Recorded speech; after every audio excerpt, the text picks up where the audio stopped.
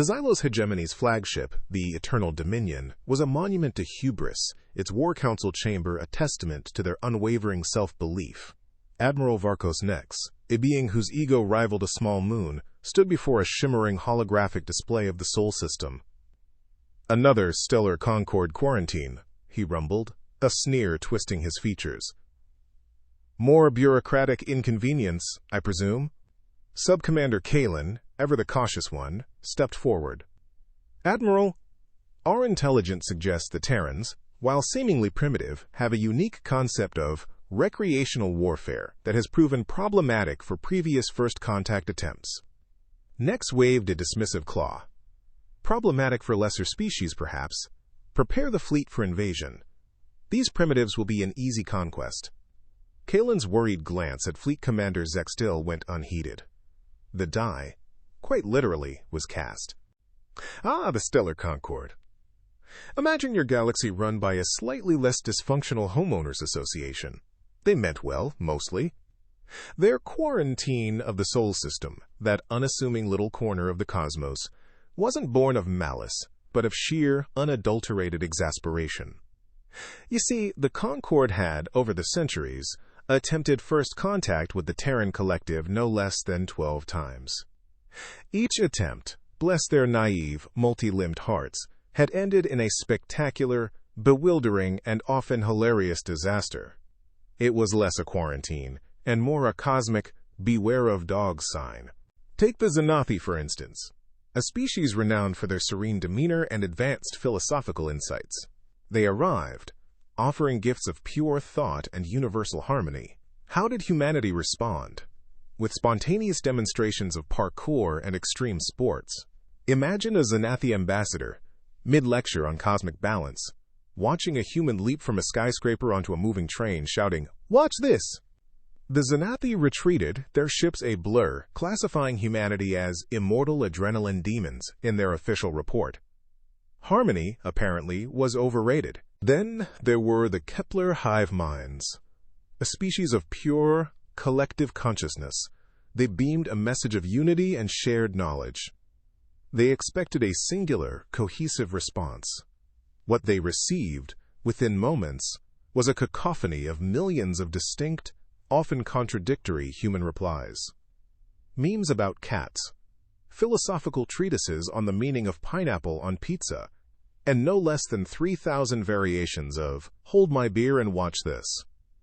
The hive minds, their collective consciousness reeling, concluded humanity was, in fact, 47 million separate tiny species, each in dire need of psychological evaluation, and so it went. There was the unfortunate incident with the crystalline philosophers and their enlightenment through silence, which ended with a human rock concert. Or the Trade Federation, whose complex economic models imploded after encountering humanity's Black Friday sales. 12 times, 12 glorious failures. The Stellar Concord, after much hand-wringing and interspecies therapy, finally threw up their proverbial hands. A formal, universally recognized quarantine was established around the Sol system, a cosmic danger Terrans sign for all to heed. Back aboard the asterisk Eternal Dominion, Admiral Nex, in a rare moment of reflection, idly scrolled through the Stellar Concord's quarantine data. His eyes, usually gleaming with ambition, briefly flickered over the summary. Disastrous first contacts. Subcommander Kalen, ever observant, caught the fleeting uncertainty, offering a silent, knowing glance that screamed, "I told you so." Nex, however, was a creature of unwavering conviction. He scoffed internally. Primitive species, an ineffective council, he thought, dismissing the data as a testament to alien incompetence, not human danger. His confidence, like a star, quickly reignited. Humanity would be nothing more than a footnote in Xylos history, deep within the frigid embrace of the Sol system. On the perpetually twilight-kissed moon of Titan, Lieutenant Commander Alex Reeves was having a rather unchill day. His observation post, a marvel of human engineering tucked beneath a methane lake, was usually a bastion of glorious, mind-numbing boredom. But today, the universe decided to spice things up. 12 distinct, non-Terran energy signatures blossomed on his console, shimmering into existence at the very edge of the system's perimeter. Hyperspace tears. Neat as you please. Reeves, a man whose calm could rival a deep space anomaly, simply leaned forward, squinting at the unfamiliar data. "Well," he murmured, a hint of something akin to annoyance in his voice, "that's not supposed to happen."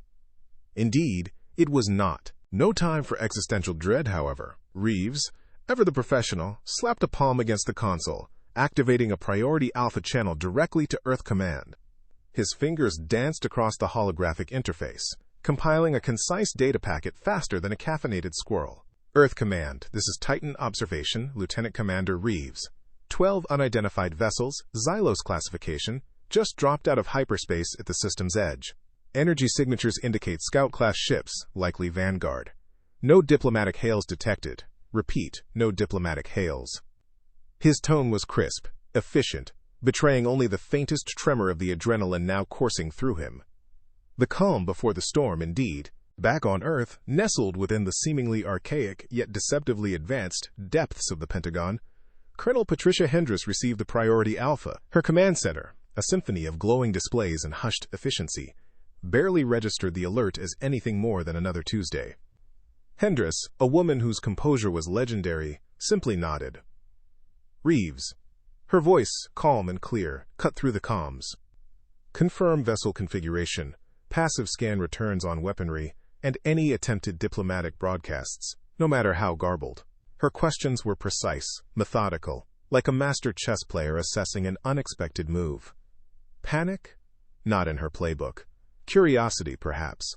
Annoyance at the interruptions, certainly. "Colonel?" Reeves replied, a wry grin spreading across his face as he processed a new data stream. "Looks like they skipped the welcome basket phase. Translation is rough, but the gist is, surrender immediately, primitive inhabitants, or face galactic cleansing. Standard Xylos Hegemony boilerplate, if our historical intercepts are accurate."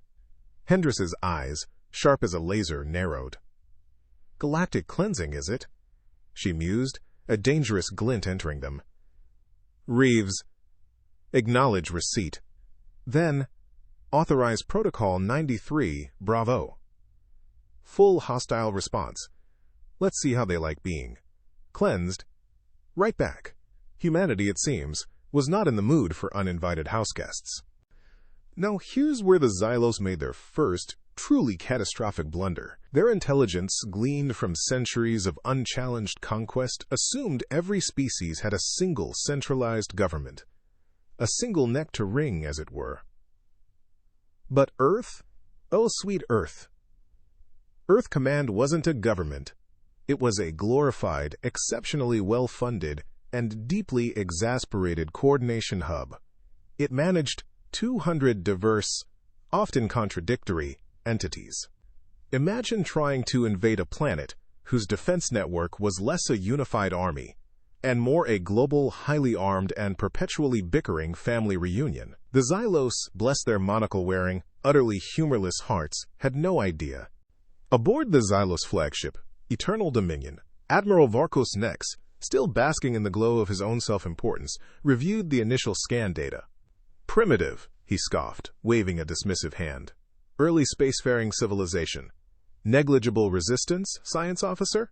The science officer, a nervous sort with too many eyes, nervously confirmed. "Indeed, Admiral. Rudimentary orbital defenses, atmospheric flight, no discernible FTL capabilities."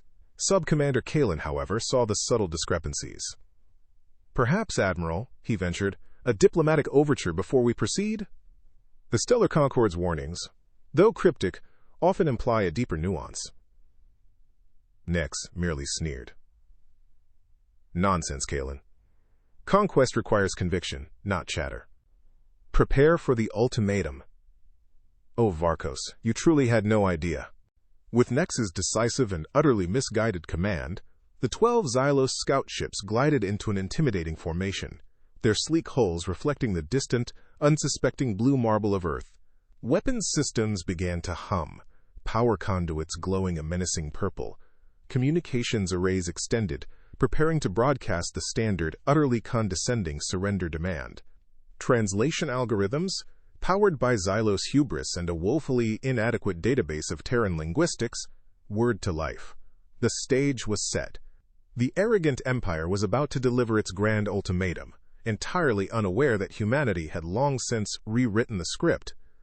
And so, the moment arrived.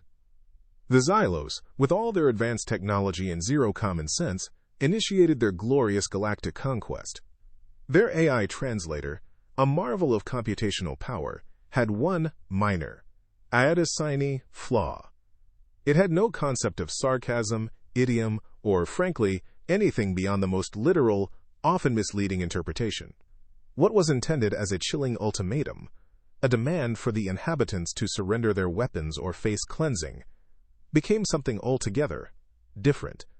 The galactic airwaves crackled with a message that would echo through history, though not for the reasons Admiral Nex intended. It boomed, with all the gravitas of a cosmic vacuum cleaner salesman. Attention, small soft creatures of this orbital body. We, the Xylos Hegemony, demand immediate submission. Present your collective selves, or your planet will be thoroughly tidied up with our advanced cleaning implements. Resistance is futile, and frankly, untidy. Yes, dear viewers, they genuinely thought they were being menacing. You can almost hear the collective bewildered blinking across Earth. But confusion, for humanity, is merely a precursor to coordinated chaos. In less than 30 standard minutes, a blink of an eye for interstellar diplomacy, a lifetime for a Xylos trying to process a human meme, a unified global response was formulated. And it was pure, distilled Earth. To the esteemed Xylos Hegemony, the broadcast began, its tone dripping with politeness that was anything but. We appreciate your generous offer of cleaning services. However, please be advised that our planet is, in fact, adequately maintained. We are quite fond of our current level of mess, and therefore respectfully decline your cosmic housekeeping proposal. In the Pentagon, General Marcus Thorne and Colonel Patricia Hendricks exchanged a look that spoke volumes, a knowing, wry acknowledgement of humanity's unique brand of defiance. The game, it seemed, was officially afoot, but humanity, bless its chaotic heart, wasn't done. The transmission continued, its polite facade subtly cracking to reveal something far more unsettling for the Xylos. Furthermore, the Terran voice continued, now with a hint of playful menace. We welcome any hostile activities you may wish to undertake as a valuable training opportunity for our diverse, globally coordinated, and surprisingly robust planetary defense systems. Consider it a live-fire exercise. We haven't had one of those in a while. On the Xylos flagship, Fleet Commander Xylos stared blankly at the translation, his many eyes struggling to reconcile training opportunity with invasion. Sub-Commander Kalen, however, felt a chill. The shift from sarcastic rejection to open invitation for combat was a nuance he suspected Admiral Nex would fatally miss. And indeed, Nex missed it. Oh, how he missed it. His face, a canvas of purple indignation, contorted into a snarl. Primitive misunderstanding, he roared, slamming a fist onto his command console. They think this is some kind of game? Their training opportunity will be a lesson in futility. His arrogance, it seemed, was as boundless as the void itself. Standard intimidation protocols, he barked, his voice echoing across the bridge. Full weapons display. Approach to optimal firing range. Let us demonstrate true galactic authority. Kalen, witnessing this spectacular display of hubris, exchanged a worried glance with Xylos. The Admiral, it was clear, was not merely digging his own grave. He was excavating a planetary-sized crater for his entire fleet. Meanwhile, back on Earth, the global reaction to the quote-quote-quote-quote-quote housekeeping proposal was exactly as chaotic and brilliant as you might expect. The internet, that glorious cesspool of human ingenuity, exploded. Memes featuring Xylos ships with tiny dustbusters flooded every platform. Stock markets briefly tanked, then surged as companies pivoted to alien repellent and interstellar diplomacy kits. News channels, amidst frantic military coordination, interviewed conspiracy theorists side by side with genuine defense experts. Alien invasion trended alongside housekeeping services and random flailing. You could practically hear the collective human consciousness yelling, "Hold my beer and watch this." Panic was quickly overtaken by a peculiar blend of humor, defiance, and entrepreneurial spirit. In the Pentagon's war room, General Thorn, looking like a man who hadn't slept in a week but still managed to project an aura of granite, rubbed his temples. He was coordinating with global militaries, while simultaneously monitoring a feed of a viral TikTok dance set to a distorted Xylos broadcast. Colonel Hendris, ever the calm professional, rattled off reports. Xylos vessels charging weapons, General. Simultaneously, we have reports of a hacker collective attempting to send them rickrolls, a Florida man attempting to negotiate with a garden gnome, and SpaceX trying to offer them a pizza delivery service. Thorn sighed, a weary smile touching his lips. Only us, Hendris. Only us. It was maddening, yes, but also undeniably point clates. And in that chaotic resilience there was a strange, unshakable strength. 40 minutes, General. Quote. Hendris stated, her voice cutting through the subdued hum of the command center. 40 minutes until the Xylos reach optimal weapons range for their intended orbital bombardment. She brought up a holographic display, showing two stark options. We can attempt a final diplomatic overture, General. Or, her finger hovered over the second option, a subtle glint in her eye. We can show them precisely why the Stellar Concord put up those, beware of dogs, signs in the first place. Thorn's weary smile vanished, replaced by a steely resolve. His gaze fixed on the menacing Xylos ships on the main screen, a grim determination hardening his features. The time for talking, it seemed, was over. The time for a demonstration was at hand. The Xylos flagship, Eternal Dominion, was a monument to hubris. Its bridge, usually a hive of confident activity, now buzzed with a distinctly unsettling undercurrent. Admiral Varkos Nex, ever the picture of self-assured superiority, stood before a holographic display of the Terran Sol system, his frown deepening with each passing moment. Report, Science Officer, Nex commanded, his voice edged with an unfamiliar tremor of annoyance. The science officer, a multi-limbed creature named Xylax, whose usual calm was now replaced by a rapid twitch of its secondary ocular stalks, adjusted its sensory array. Admiral, our passive sensors are detecting an anomaly. Nearly 1,000 objects in Earth's orbit, previously classified as space debris, are now registering as organized. Nex scoffed. Organized debris? Are the primitives throwing their refuse at us? No, Admiral, Xylax squeaked, its primary eye stalk retracting slightly. They exhibit advanced stealth technology. Non-reflective surfaces, irregular orbital patterns designed to mimic chaotic junk, but they are now maintaining stable formations. And they are emitting encrypted communications bursts. Fleet Commander Zextil, a hulking Xylos with a perpetually grim expression, interjected, space debris doesn't usually maintain stable orbital formations or emit encrypted communications bursts, Admiral. Sub-Commander Kalen, ever the quiet observer, simply offered a grim nod, his gaze fixed on the suddenly crowded orbital display. 1,000 tiny invisible needles, now made visible, pricking at the Xylos' grand illusion of superiority. The unease on the asterisk Eternal Dominion bridge was palpable, a sour taste in the air. But Admiral Nex, bless his stubborn, arrogant heart, refused to truly swallow it. 1,000 insignificant trinkets, he sneered, waving a dismissive hand. Ground-based weapons are all they possess. And what could primitives on a planetary surface do against our fleet? Before he could elaborate on the sheer ineffectiveness of ground-based weaponry, the communications officer, a frantic-looking Xylos named Trelk, stammered, Admiral, new readings, organized encrypted military transmissions originating from the planetary surface, and ground-based energy signatures consistent with large-scale weapon systems are powering up globally. Nex's sneer faltered, replaced by a momentary flicker of genuine surprise, quickly masked by bluster. Globally? They're coordinating ground-based weaponry? How quaint! Like a planetary game of whack-a-mole. But Kalen, watching the holographic Earth shimmer with newly detected energy signatures, saw past the Admiral's bravado. The sheer coordination was terrifying. It wasn't random. It was a symphony of power, a planetary-scale trap springing shut. The Xylos were not just facing a planet. They were facing a unified, hidden defense grid. And it was about to sing.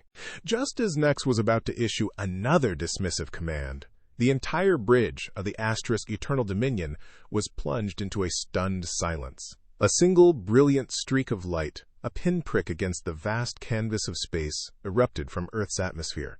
It wasn't a missile, not a laser, but something far more unnerving.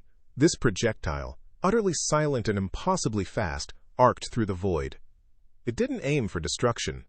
Oh no, that would be too crude.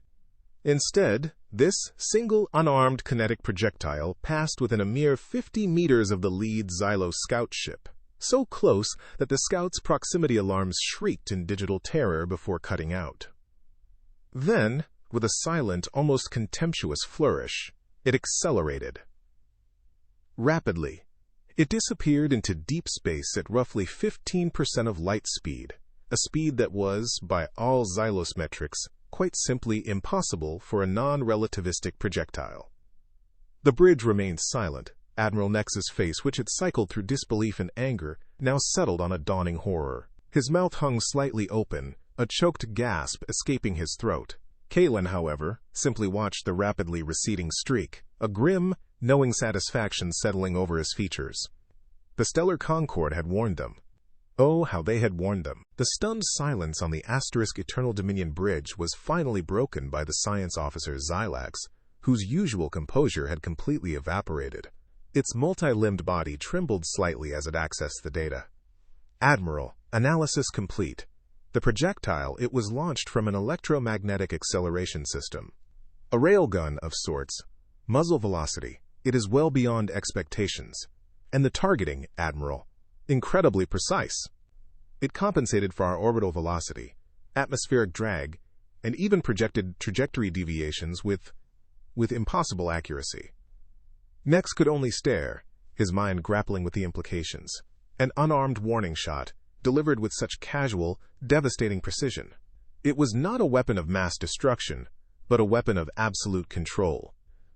Before Nex could fully process this latest affront to Xylos' superiority, Kalen's comm unit chirped. He listened, his grim expression deepening further. "Admiral," he said, his voice unusually somber. "Another transmission from Earth. It feels heavier this time, like a conversation with a predator who's finally decided to show its teeth." General Marcus Thorne's voice, calm and authoritative, crackled over the Xylos comms, now perfectly translated. "Greetings again, Xylos Hegemony. That last message, the one that nearly tickled your lead scout, originated from our Tasmania linear accelerator. Consider it an unarmed warning. Our planet is, as previously stated, adequately maintained. We demand you transmit diplomatic credentials or withdraw your fleet from the Sol system immediately. You have precisely 30 minutes to comply. Failure to do so will be interpreted as a hostile incursion, and we assure you, our housekeeping services are far more thorough than your translator implied." Admiral Nex sputtered, his face contorting in a mixture of disbelief and fury. 30 minutes? The audacity! Do these primitives truly believe they can dictate terms to the Xylos hegemony? Kalen, however, saw the clear threat. The casual mention of a specific terrestrial installation, the precise timing, the understated menace. It was a masterclass in psychological warfare. These weren't primitives. These were strategists playing a game Nex couldn't even comprehend. "Admiral," Kalen urged quietly, "I believe they are quite serious." Admiral Varkos Nex, stubborn as a space barnacle, stared at the holographic trajectory of the warning shot. He now understood Earth's long-range capabilities, but his pride, his immense, planet-sized pride, refused to acknowledge the full extent of the threat. "One lucky shot," he muttered, dismissing the impossible precision with a wave of his hand. "A fluke. They cannot possibly replicate such accuracy on a grand scale." He turned to Fleet Commander Zextil. "What is our standard bombardment distance for a Class 7 planet like this one?" 50,000 kilometers, Admiral, for optimal spread and minimal atmospheric interference," Zextil replied, his voice laced with uncharacteristic caution. "And our current altitude?" 47,000 kilometers, Admiral. We are within optimal range." Kalen stepped forward, his voice a low plea. "Admiral, perhaps we should reconsider. Their capabilities, they are clearly far beyond our initial assessment. We have 30 minutes to withdraw without further incident." But Nex, blinded by arrogance, merely scoffed. Reconsider. Subcommander, we are the Xylos Hegemony. This is a single isolated incident. One lucky shot, we will proceed. Maintain current trajectory. Prepare for bombardment demonstration. Let us show these primitives the true meaning of galactic power. He clenched his jaw, sealing not just his own fate, but perhaps that of his entire fleet. Admiral Nex, still clinging to his tattered remnants of superiority, strode to the tactical display. His gaze swept over the detailed holographic projection of Earth, searching for the perfect target. He needed to make a statement, a decisive blow that would shatter humanity's defiance without escalating into a full-blown, costly conflict. His finger hovered over a region. "Ah," he declared, a triumphant sneer returning to his lips. "A northeastern urban concentration. Minimal defensive signatures detected. A single precision strike here will demonstrate our overwhelming technological advantage and bring these primitives to heel." He believed he had found the ideal target, a soft underbelly for his grand demonstration. But Kalen, looking over Nex's shoulder at the highlighted area, felt a cold wave of dread wash over him. His eyes widened, a silent scream of "no" trapped in his throat. Nex had picked a target, all right, but he had no idea what he had truly just unleashed. Ah, the sweet, sweet irony of a villain's fatal blunder. Our dear Admiral Nex, in his infinite wisdom, believed he had found a northeastern urban concentration with minimal defensive signatures. What he, in his hubris, failed to realize was that this particular patch of the planet contained what Earthlings affectionately called Boston, New York, Philadelphia, and even Washington, D.C. Yes, the political, economic, and cultural heart of one of Earth's most aggressively defensive, ridiculously well-armed, and perpetually caffeinated regions. It was, in essence, the equivalent of kicking a sleeping dragon directly in its most sensitive, heavily armored, and surprisingly well-stocked treasure hoard. The Xylos were about to learn that sometimes the most dangerous thing you can do is underestimate a species that has, for centuries, been practicing war games on itself with increasingly sophisticated technology. They had asked for a demonstration of power. Humanity was about to give them a galactic light show they would never forget, and perhaps never fully comprehend. The air in the Pentagon's Earth Command hummed with a tension thick enough to slice with a butter knife, yet Colonel Patricia Hendress remained as cool as a cucumber in a snowstorm. Her voice, a calm counterpoint to the flashing red alerts, cut through the low thrum of the command center. "General Thorne, multiple target locks from hostile vessels confirmed. Orbital and surface arrays are active and tracking." General Marcus Thorne, a man whose face was usually a study in stoicism, simply nodded, his jaw set. This was it. The moment of truth. His hand, heavy with the weight of humanity's future, slammed down on a glowing console. "Full authorization for all defensive measures," he commanded, his voice a low growl that echoed with an almost primal authority. "Activate the grid!"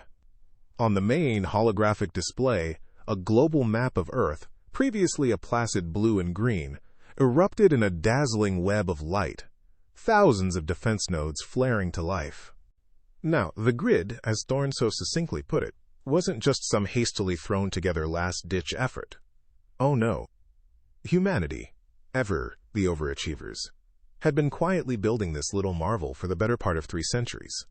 It was a sprawling, interconnected network of orbital platforms, disguised as space debris or forgotten satellites, surface installations, hidden beneath national parks or bustling cityscapes, and mobile assets, camouflaged within civilian shipping lanes or even, bless their hearts, under the occasional suspiciously large garden gnome.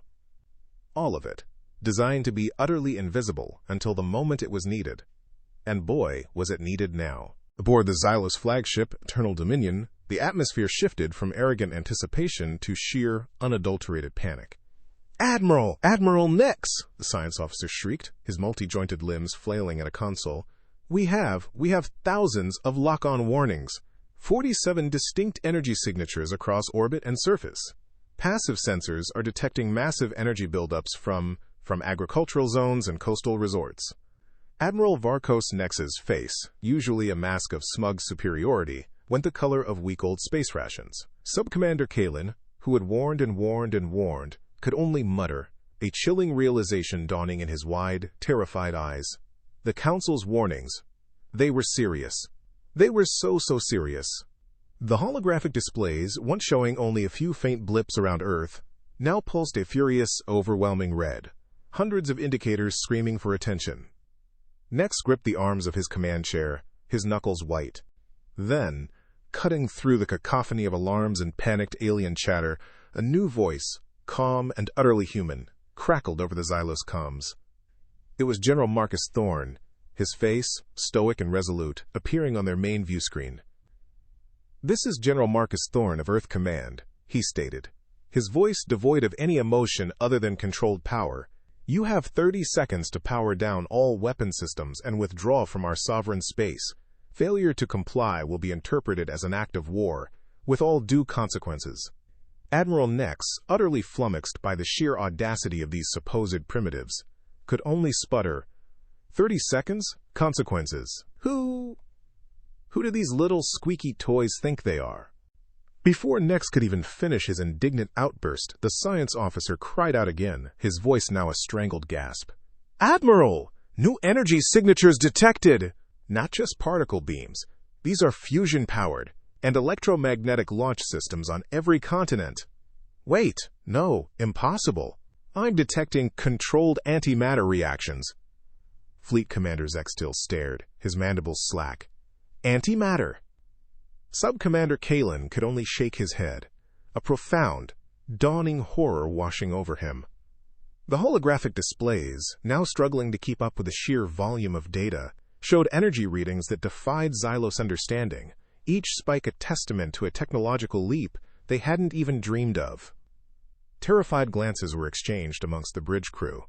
This wasn't primitive. This was devastating. But humanity wasn't done with its psychological assault. "Admiral," the communications officer stammered, his voice laced with pure terror. "Incoming data stream from the Terran installations. They're sending us targeting data." Nex's eyes, already wide with fear, narrowed in confusion. "Targeting data? For what?" The communications officer swallowed hard, his voice barely a whisper. "For our own ships, Admiral. Precise coordinates. Engine core. Main weapons array. Life support. Even the bridge." Nex could only stammer, "Their what?" As Kalen, seeing the holographic schematics of their own vessels appear on screen, each with glowing red target points highlighting every critical system, looked utterly, completely broken. They didn't just know about them, they knew them. Intimately. The giant countdown timer on the main view screen, once a distant, abstract threat, now loomed like a cosmic guillotine. 20 seconds. Admiral Nex, clinging desperately to the last vestiges of his shattered arrogance, convinced himself it was a bluff. "They're bluffing," he roared, though his voice cracked with desperation. "They wouldn't dare!" 5, 4, 3, 2, 1, 0. And the narrator, ever the astute observer, knew what was coming. This, dear friends, was about to be the most comprehensive demonstration of defensive firepower in recorded galactic history. Alarms blared, red lights flickered, and the entire bridge of the asterisk Eternal Dominion shuddered, not from impact, but from the sheer, overwhelming release of power. The first salvo wasn't a chaotic explosion of indiscriminate destruction. Oh no, that would be so. Instead, from Earth's newly revealed orbital platforms, countless pinpoint particle beams lanced out into the void. Each beam, a whisper of focused energy, struck precisely at the coordinates humanity had so helpfully provided. The Xylos fleet, previously a menacing array of advanced warships, didn't explode in fireballs. Instead, their primary weapon systems simply blinked out.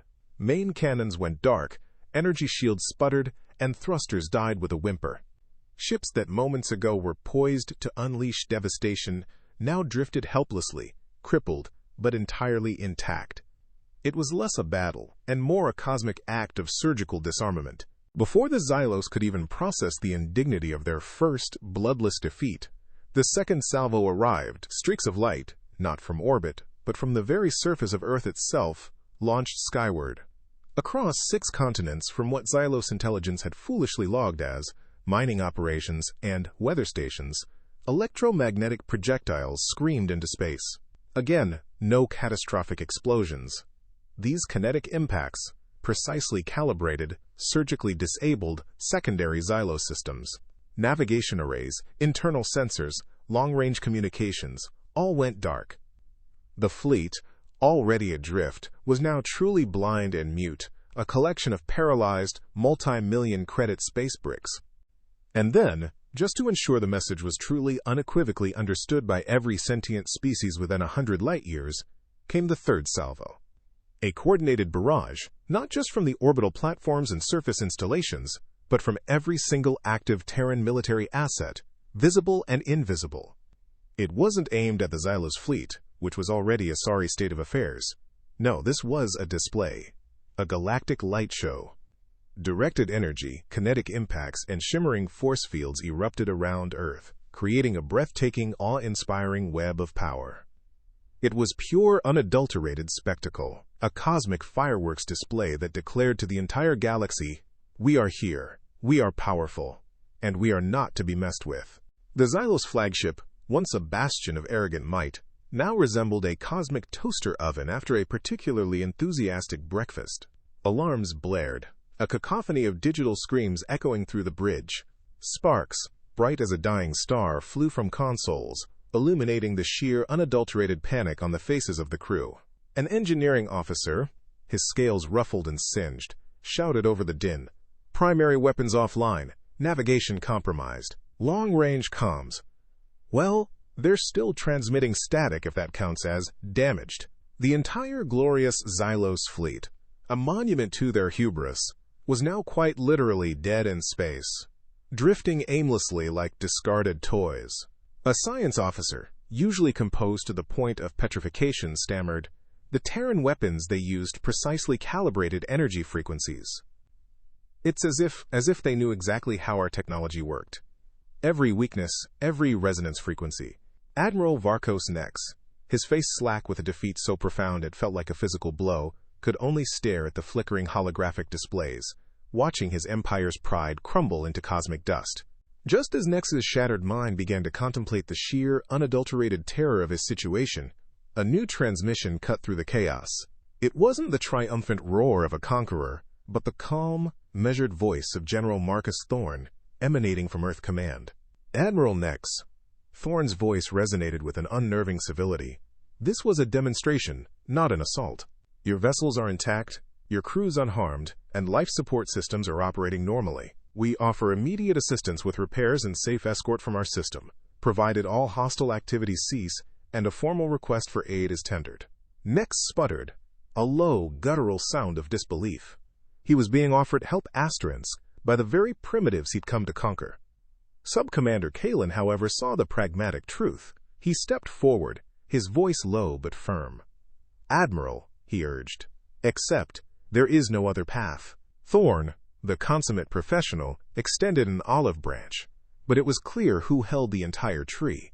Nex, still reeling, was about to launch into a defiant, if utterly meaningless refusal, when Kalen intercepted another incoming data burst. "Admiral!" Kalen exclaimed, his voice laced with a fresh wave of terror. "New data incoming. It's technical specifications. For our ships." On the main display, holographic schematics of Xylos vessels materialized, overlaid with Terran annotations. Every major system, every power conduit, every structural weakness was meticulously detailed. It was as if humanity had designed the Xylos fleet themselves. Fleet Commander Zek still stared, his compound eyes wide with horror. "They've been watching us," he breathed, the realization chilling him to his core. "They know us better than we know ourselves." The sheer depth of Terran intelligence was a new, more insidious weapon, proving their dominance not just in firepower, but in foresight. The communications officer, pale and trembling, then added to the growing nightmare. "Admiral, they're not just sending schematics, they're transmitting historical data." A rapid-fire montage of Xylos military engagements, spanning 3 centuries, flickered across the screen. Every tactical doctrine, every weapon effectiveness report, every glorious Xylos victory, now annotated with Terran analyses. It was a highlight reel of their entire expansionist history, seen through a human lens. Kalen, his face a mask of utter defeat, simply nodded. "The data is accurate, Admiral," he confirmed, his voice barely a whisper. The Xylos had believed themselves the apex predators of this quadrant, only to discover they were merely fish in a human-controlled aquarium, their every movement observed, catalogued, and understood. The cold grip of fear, a sensation Admiral Varkos Nex hadn't truly felt since his larval stage, tightened its icy fingers around his heart. 200 years. Humanity had been watching the Xylos Hegemony for 200 years. "How long?" Nex choked, his voice hoarse, barely audible.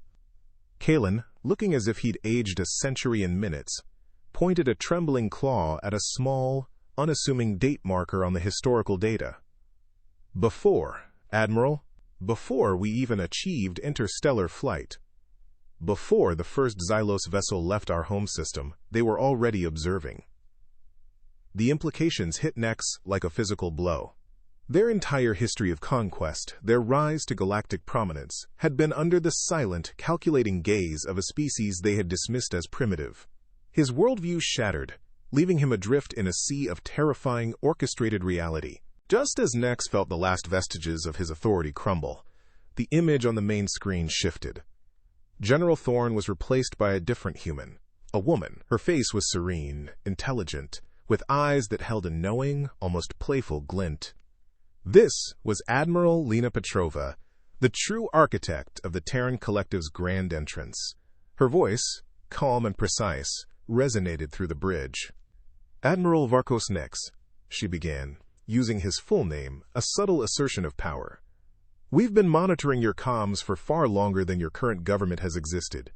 We know your identity, your fleet composition, and your precise invasion plans, right down to the optimal firing solutions you foolishly calculated." Nex could only stare, utterly exposed, his frantic, desperate gestures now those of a trapped animal. The mastermind had finally emerged from the shadows. Petrova continued, her voice dripping with an almost casual revelation that made Nex's stomach churn. "And those stellar conquered warnings you so blithely ignored? The ones about the primitive aggression and psychological evaluations?" She paused, a knowing smile gracing her lips. "Those reports, Admiral, were based on observations from 12 different species. Observations we, the Terran Collective, helped them compile. We even offered some creative input on the phrasing." She leaned forward slightly, her gaze piercing. "Did you truly believe the galactic quarantine was based on fear of primitive aggression? Or did you, perhaps, never consider that a primitive species might be a better actor than an aggressor?" Nex was speechless, the sheer, suffocating irony of it all stealing his breath. They hadn't just been observed, they had been played. "Our grand strategy," Petrova explained, her voice now resonating with the full weight of a millennia-spanning plan, "was to establish our position in the galaxy without becoming a target. To do that, we needed to orchestrate our own first contact. We waited for an aggressive expansionist species, a species like yours, Admiral, to attack unprovoked. Your defeat, meticulously documented and strategically restrained, would send a clear, undeniable message to the entire galaxy." She gestured to a holographic timeline that now bloomed behind her, showing hundreds of years of human influence, subtle and unseen. "It would make humanity look like defenders, not aggressors, and establish us as a formidable, yet reasonable power." Kalen, standing beside Nex, could only stare in a mixture of awe and profound, existential terror. Humanity had not merely won a battle. They had strategically won their place in the galaxy. "You used us!" Nex finally managed to croak, the words tasting like ash in his mouth. Petrova's smile widened, a truly chilling display of strategic triumph. "No, Admiral," she corrected him, her voice cutting like a laser. "You used yourselves." And the entire galaxy bore witness. With a flick of her wrist, the main view screen fractured into a dozen smaller windows, each showing a different alien species watching the feed. From the multi-eyed Xanathi to the swirling Kepler hive minds, every major galactic power was tuned in. Kalen, consulting his comms, confirmed, his voice trembling. Outgoing transmissions confirmed to the Stellar Concord and Every known species in the charted galaxy. They're all watching, Admiral. The humiliation was complete, public, and broadcast live across the cosmos. Nex's face burned with a shame that transcended species. Petrova then shifted her tone, a master manipulator crafting her final message. We chose to disable your fleet, Admiral, not to destroy it. We offer repairs, not retribution. We will allow your withdrawal, not your annihilation. This sends a different message, doesn't it? She leaned back, her composure unshakable. Humanity is not primitive. We are not aggressors. We are something new in this galaxy. Fleet Commander Zextil, and even Nex himself, slowly, agonizingly, began to grasp the nuance of this terrifying yet merciful power. Humanity wasn't just strong. They were clever. They didn't just win battles. They won narratives. They were a force that could crush you, but chose instead to teach you a very painful, very public lesson. Admiral Varkos Nex stared at his damaged bridge, at the Terran weapons still locked onto his fleet, at the holographic schematics of his own ships, and at the face of the human who had so thoroughly outmaneuvered him. He had no options left. Humiliation, yes, but also a dawning, grudging respect for a species he had so catastrophically underestimated. Kalen, he said, his voice flat, devoid of its former arrogance. Send a message. Request assistance with repairs and safe passage. Standard diplomatic protocols. Then he paused, a new resolve hardening his gaze. And send a personal message to Admiral Petrova. Inform her that my intelligence was insufficient, my intent misguided, and that I intend to personally oversee a comprehensive review of Xylos expansion policies. Kalen nodded solemnly, a look of quiet respect for his broken, yet pragmatic, admiral.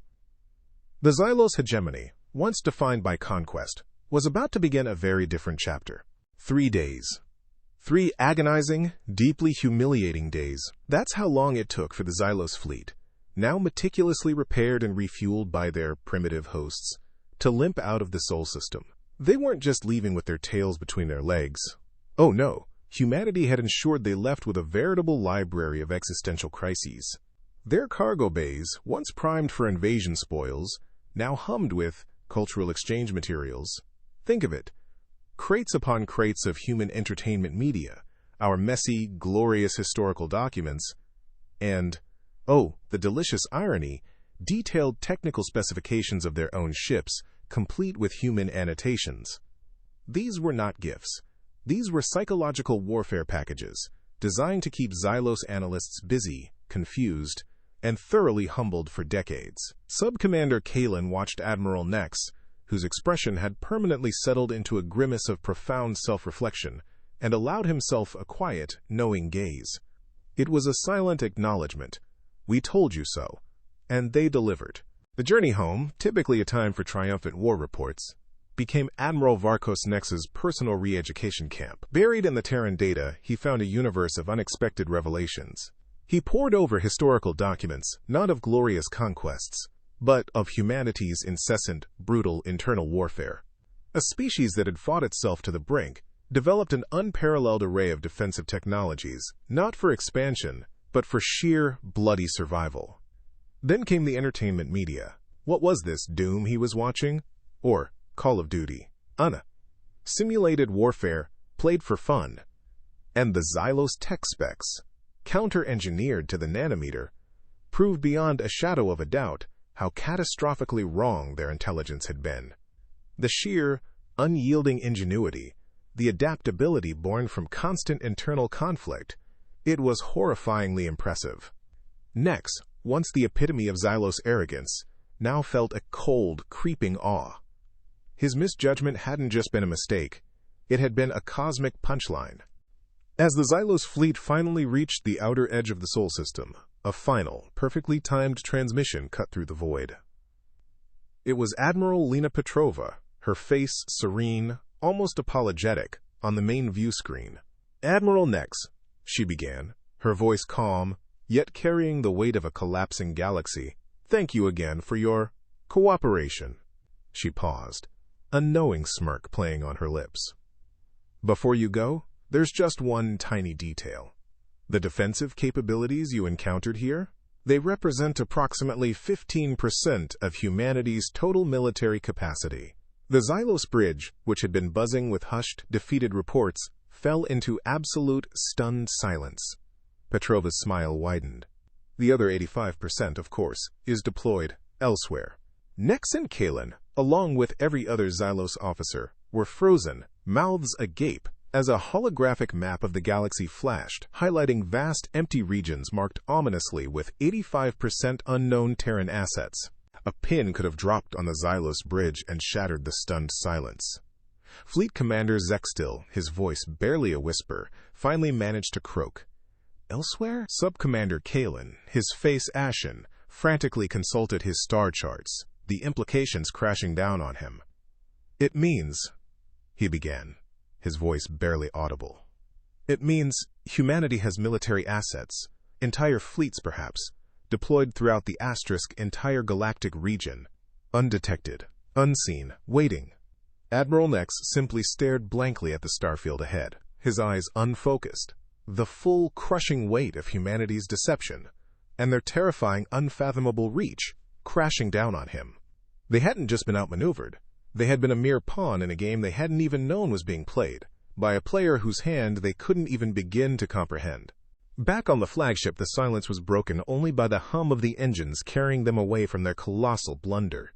Admiral Nex, now stripped of his hubris, was left with a chilling clarity. He stood before his command crew, a new gravitas in his posture. He had a choice: spin a tale of valiant effort against overwhelming odds, or tell the truth. Weighing political expediency against the brutal, undeniable reality, Nex made his decision. "When we return," he announced, his voice hoarse but resolute, "I will address the Collective Council. I will tell them the truth. Humanity is not primitive. The galactic balance of power is not what we assumed. It is fundamentally different." He would show them the recordings, every humiliating moment, every devastating reveal, if they didn't believe him. Admiral Varkos Nex, once defined by his arrogance, was now willing to accept his own profound humiliation for the good of his species. Kalin, standing beside him, offered a silent, respectful nod. A new era, a terrifying, humbling era, had begun for the Xylos Hegemony. 8 months after the Great Housekeeping Incident, Earth was, predictably, a glorious mess of chaos and creativity. The galactic community had been introduced to humanity, and humanity had responded by doing what it did best. Making memes, "Hold my beer and watch this," had become the unofficial Terran slogan, printed on everything from novelty t-shirts to the side of hastily repurposed orbital cargo haulers. Stock markets fluctuated wildly with every new diplomatic communique, and movie studios were already locked in bidding wars for the definitive alien invasion story. In the Pentagon, General Marcus Thorne, looking surprisingly well-rested for a man who'd just orchestrated humanity's galactic debut, fielded congratulations with a weary smile. Colonel Patricia Hendress, however, was less amused. "General, we have diplomatic comms from 17 new civilizations, 3 military consulting requests, and a challenge to single combat from the warlike Brotherhood of Eternal Conflict. They say our housekeeping was an insult to their glorious traditions of unannounced planetary tidying." Thorne merely chuckled, sharing a knowing wry glance with Hendress. It seemed the galaxy was finally ready for humanity, whether it liked it or not. But the galaxy, as it often does, had a way of reminding everyone that new players on the stage didn't mean old problems vanished. Far from it. 8 months after humanity's grand reveal, a new shadow began to spread across a neighboring galactic sector. The Umbrals, a species whose expansion was as relentless as it was brutal, had awoken. 3 civilizations, previously thought unconquerable, had fallen in rapid succession, their systems swallowed whole. Panic, a cold, unreasoning panic, seized the stellar concord. An emergency session was convened, hushed whispers of evacuation protocols filling the hallowed chambers.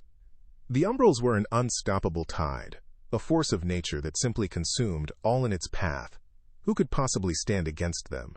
It was then, amidst the despair and frantic strategizing, that a familiar, if slightly older voice cut through the clamor. Fleet Commander Kalin, the former Xylos sub-commander, now a key diplomatic envoy, rose. "Counselors," he began, his voice calm, "I believe we are overlooking a key asset, the Terrans." A ripple of murmurs, then outright disbelief. "But the humans are pacifists," a Xanathi representative squeaked. Kalin raised a hand. "They are uniquely skilled in dealing with species everyone assumes are unstoppable. You saw what they did to the Xylos Hegemony. They disabled an entire invasion fleet without a single casualty. That, my friends, is not pacifism. That is strategic, timeless pacifism. Or, perhaps, just a very particular brand of pest control." The council exchanged uneasy glances. He had a point. The Stellar Concord, desperate, sent the request. And, to their immense surprise, the response from Earth was swift, arriving within hours. Admiral Lena Petrova, the architect of humanity's grand entrance, appeared on the main view screen. Her expression was serene, a faint, knowing smile playing on her lips. "The Terran Collective has been monitoring the Umbrals for some time," she stated, her voice clear and precise. "We will, of course, assist, subject to standard Defensive Alliance protocols." Their terms were surprisingly reasonable. Formal recognition, full diplomatic status, and a mutual defense agreement. The Stellar Concord, collectively holding its breath, agreed with an almost audible sigh of relief. Humanity was in, and the galaxy breathed a little easier. Humanity's solution to the Umbral threat was, naturally, entirely unconventional. There was no direct combat, no grand armada clashing in a blaze of glory. Instead, using previously hidden FTL vessels, Terran forces simply targeted and disabled the Umbral's mobile supply bases. Not their warships, mind you, but the logistics backbone that kept their expansion fueled and fed. Within 72 hours, the Umbral advance ground to a halt, stranded without fuel or ammunition, their formidable war machines suddenly inert. Humanity then offered a choice: surrender and face galactic trial, or relocation to uninhabited systems with tech assistance for developing agricultural colonies. To the galaxy's astonishment, most Umbrals chose the latter, their aggressive expansionism quietly converting into aggressive farming. A year later, the galaxy had a new, peculiar order. Admiral Varkos Nex, his arrogance thoroughly polished away by humility and a profound respect for Terran ingenuity, now commanded a joint Terran-Xylos patrol. They encountered a band of space pirates near a Centauri trade station. Instead of orbital bombardment, Captain Elena Vasquez, a Terran with a no-nonsense demeanor and a surprisingly gentle smile, hailed them.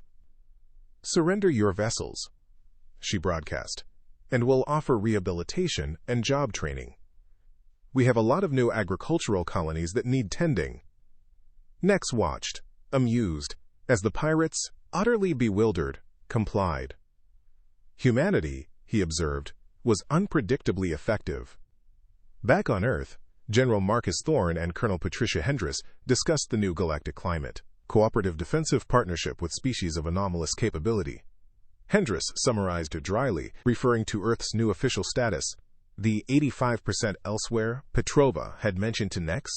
It turned out to be less about hidden fleets and more about vast, long-term intelligence-gathering networks, coupled with some truly aggressive mining technology. Asteroid kinetic weapons disguised as resource extractors, just in case.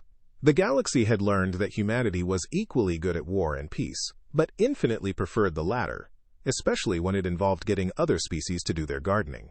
And so, humanity, the galaxy's newest, most terrifying, and arguably most exasperating member, settled into its role as the galactic architects.